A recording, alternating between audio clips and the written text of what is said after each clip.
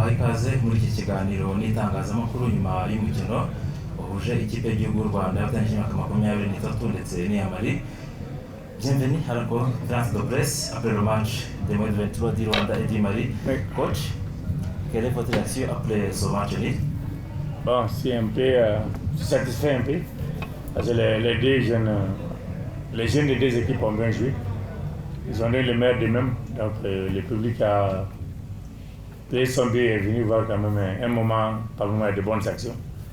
Donc les deux équipes, je pense qu'on donnait le meilleur d'eux-mêmes, ils ont eu des occasions, ils ont tenté de gagner. Chacune des équipes voulait gagner, on avait des équipes qui voulaient vraiment avoir un bon résultat.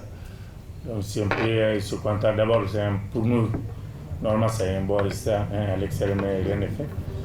Je pense que c'est quand même à peu près un match, assez bon match quoi. C'est pas un très grand match mais ça a été assez bon quoi, dans l'ensemble.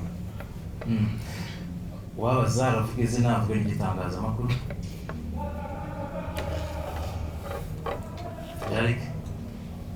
Un micro. Salut coach. Bonjour. Et puis partout, vous êtes satisfait du premier match. Comment avez-vous trouvé votre adversaire du jour?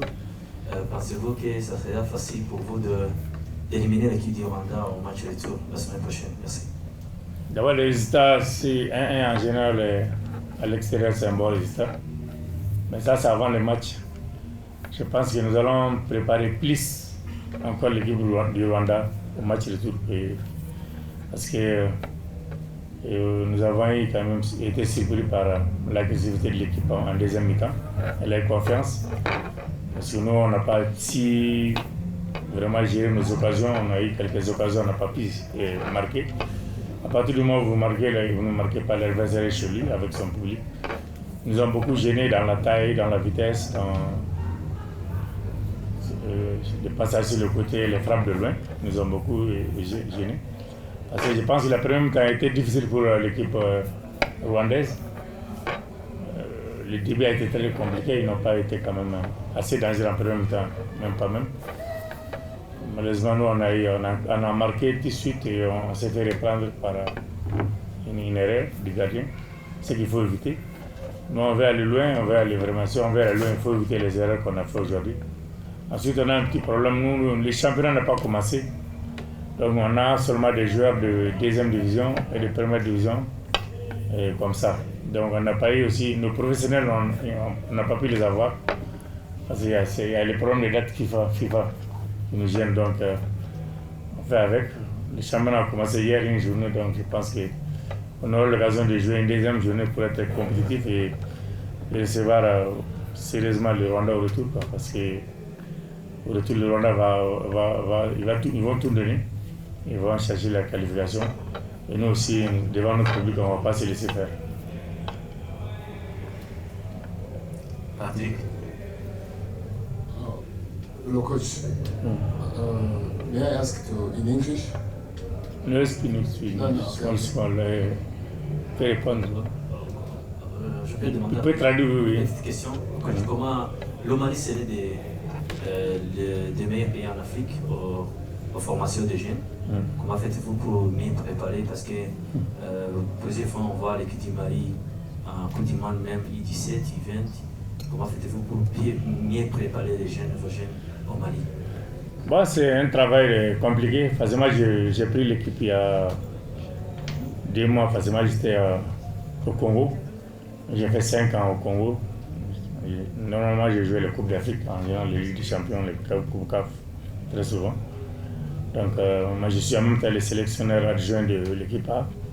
Et il y a les I23. Ce que nous faisons, c'est que nous avons des encadrements.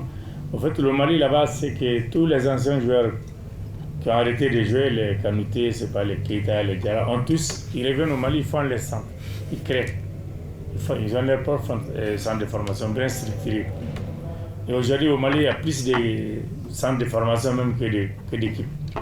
Donc les gens, il y a que la formation, c'est qui a même tendance à faire un peu, comment dirais-je, disparaître les grands clubs, le stade, on ne les voit plus. C'est parce qu'il y a trop de centres de formation, il y a trop de formation.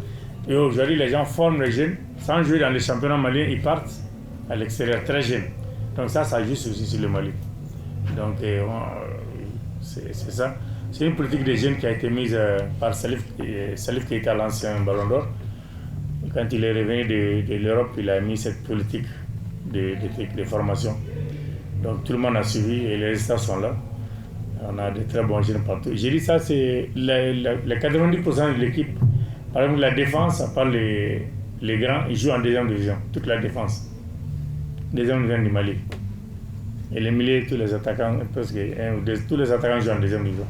Donc on a pris, comme la deuxième division, le championnat est fini il y a juste un mois, on a pris chez les DD, les deuxième division. Maintenant il y a juste un ou deux joueurs de première qui est rentré là, en deuxième mi-temps. Parce qu'ils n'ont pas de compétition. C'est la formation, je pense que même le Rwanda doit aussi passer par ça. Il faut faire la formation. Il y a un niveau de la formation aujourd'hui. Prenez les jeunes, suivre leur âge, c'est important aussi. Donc, merci coach. C'est vraiment important. Vous regardez le match d'aujourd'hui, qu'est-ce que tu vas corriger, de corriger là pour votre équipe, pour continuer, pour avancer là notre... Ce que je veux corriger, moi c'est d'abord c'est la défense. Ma défense qui a fait beaucoup d'erreurs aujourd'hui. Ils ont donné beaucoup de cadeaux à l'adversaire. J'ai dit le Rwanda en deuxième temps pouvait marquer un ou deux buts. Donc je veux commencer par la défense. Les tirer les oreilles, même s'il y a des titulaires qui manquent. On va commencer par là-bas. Et ensuite avoir un peu de maîtrise au milieu de terrain. Parce que nous, il faut qu'on joue mieux que ça. On doit jouer mieux que ça au ballon. Et corriger l'attaque aussi.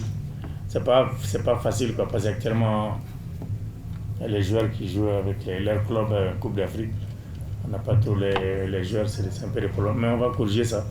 On va essayer de marquer plus de buts que le Rwanda, parce que le Rwanda ça va chauffer là-bas. Ils vont venir, ils vont se battre. Oui, comme un technicien, c'était les jeux très dangereux pour côté rwandais.